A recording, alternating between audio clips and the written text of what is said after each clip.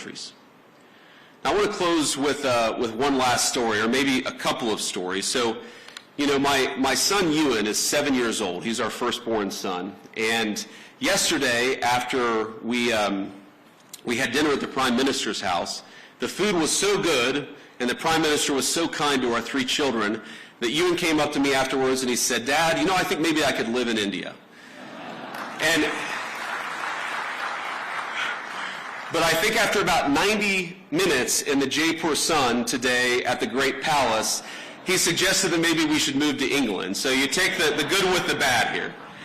But I want to talk about Prime Minister Modi because I think he's a special person. I first met Prime Minister Modi at the AI Action Summit in February, and we had a lot of important discussions on AI and other policies to prepare for.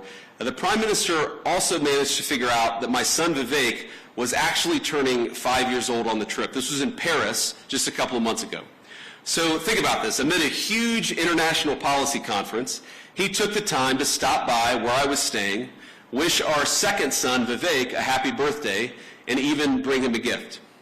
Ush and I were both genuinely touched by his graciousness, and we've been even more impressed by his warmth since we arrived in India. Now, it's interesting.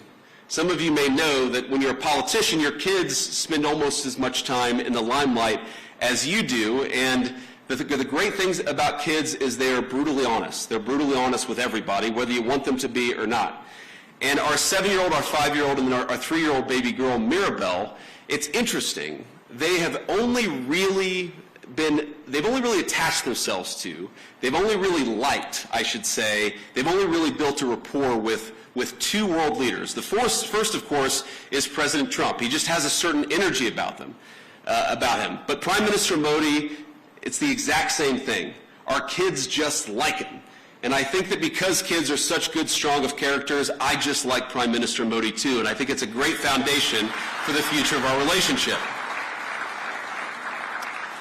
I could tell when Prime Minister Modi came over a couple of months ago, and I believe today that he is a serious leader who has thought deeply about India's future prosperity and security, not just for the rest of his time in office,